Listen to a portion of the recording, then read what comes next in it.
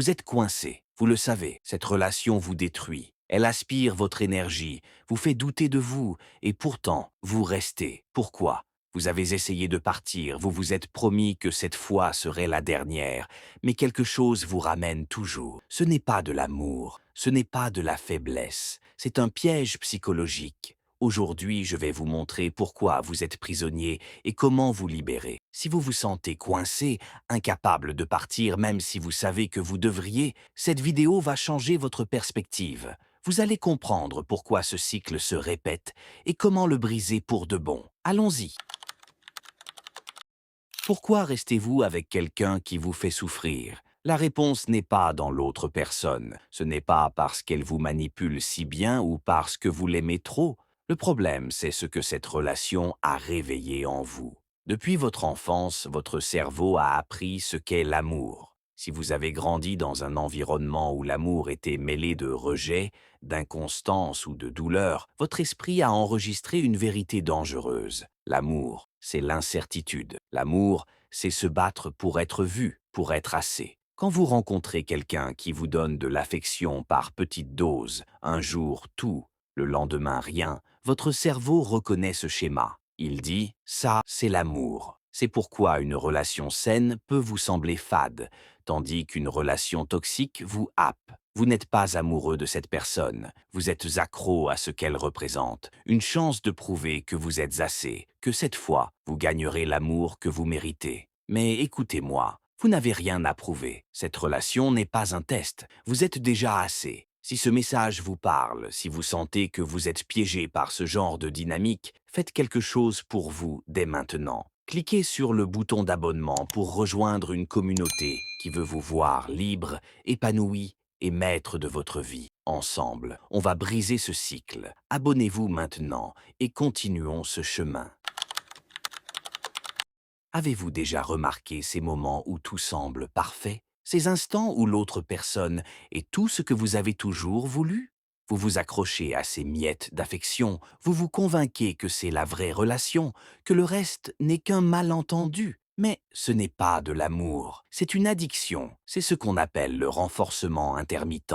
Les psychologues, comme B.F. Skinner, ont montré que la manière la plus efficace de rendre quelqu'un accro est de le récompenser de façon imprévisible. Pensez à une machine à sous.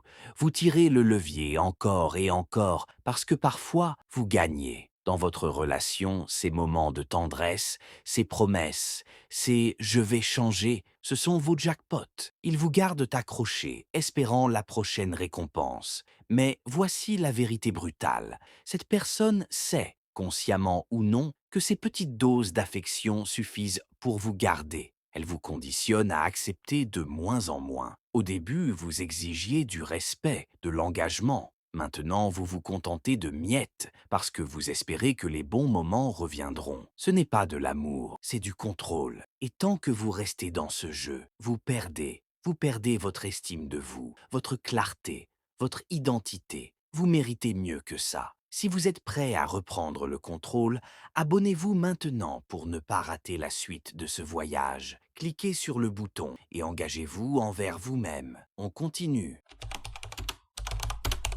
Vous est-il déjà arrivé de douter de vous-même, de vous demander « Est-ce que j'exagère? Suis-je le problème ?» Si oui, vous avez été victime de gaslighting. C'est une arme psychologique dévastatrice. Quand vous confrontez l'autre personne sur un mensonge ou un comportement toxique, elle retourne la situation contre vous. Tu es trop sensible. Tu imagines des choses. C'est toi qui crée des problèmes. Petit à petit, vous commencez à douter de votre réalité. Vous repassez les conversations dans votre tête, cherchez des preuves, mais plus vous creusez, plus vous vous sentez perdu. C'est l'objectif, vous rendre dépendant de l'autre pour définir ce qui est vrai. Et ce n'est pas tout. Il y a aussi la projection. Elle vous accuse de ses propres fautes. Elle ment, elle vous accuse de mentir, elle est agressive. C'est vous qui l'avez provoquée. Ces manipulations vous épuisent émotionnellement. Elles brisent votre confiance en vous, vous faisant croire que vous ne méritez pas mieux. Mais écoutez-moi, ce n'est pas vous. Vous n'êtes pas fou. Vous n'exagérez pas.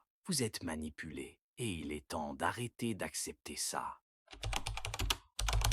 Pourquoi restez-vous, même en sachant tout cela? Parce que vous avez peur. Peur d'être seul. Peur de ne jamais retrouver quelqu'un. Peur que personne d'autre ne vous aime. Cette peur est profondément ancrée, nourrie par une société qui nous fait croire que la solitude est un échec. Mais ce que vous ressentez n'est pas seulement la peur de la solitude, c'est un sevrage émotionnel. Cette relation est une drogue. Chaque moment de tendresse vous donne un shot d'espoir, vous faisant croire que cette personne peut changer. Vous vous accrochez aux souvenirs des débuts, aux promesses, aux « et si ». Mais voici la vérité, elle ne changera pas, pas parce que vous n'êtes pas assez, mais parce que le changement vient d'une volonté interne, pas de votre amour ou de vos sacrifices. Accepter cela fait mal, c'est abandonner l'espoir, c'est admettre que vous avez investi tant de vous dans quelque chose qui n'avait pas d'avenir. Mais cette douleur est temporaire. Rester, c'est une douleur éternelle. Vous méritez une vie où vous n'avez pas à mendier l'amour.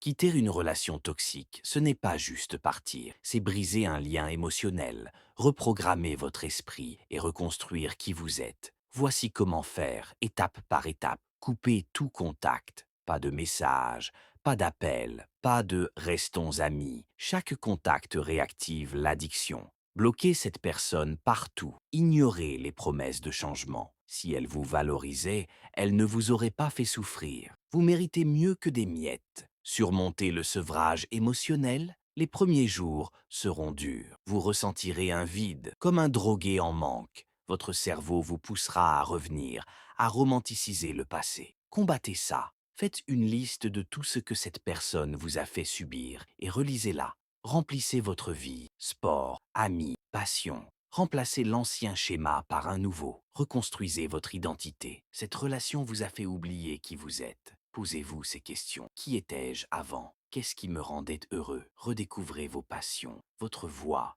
votre valeur. L'amour le plus important, c'est celui que vous vous donnez. Vous n'avez pas besoin de quelqu'un pour être complet. Vous êtes déjà entier. Aujourd'hui, vous avez le choix. Continuez à vous détruire pour un amour qui n'existe pas. Ce ne sera pas facile. Vous aurez envie de revenir. Vous douterez. Mais un jour, le brouillard se lèvera. Vous vous réveillerez libre, plus fort, et vous vous demanderez pourquoi vous avez attendu si longtemps. Faites ce premier pas maintenant. Choisissez-vous et partagez dans les commentaires ce qui vous a le plus marqué dans cette vidéo. Votre histoire peut inspirer quelqu'un d'autre à se libérer. Et ne partez pas, la prochaine vidéo est cruciale pour votre chemin vers la liberté. Abonnez-vous, activez la cloche et continuons ensemble. Vous êtes plus fort que vous ne le pensez. Allez, brisez ce cycle.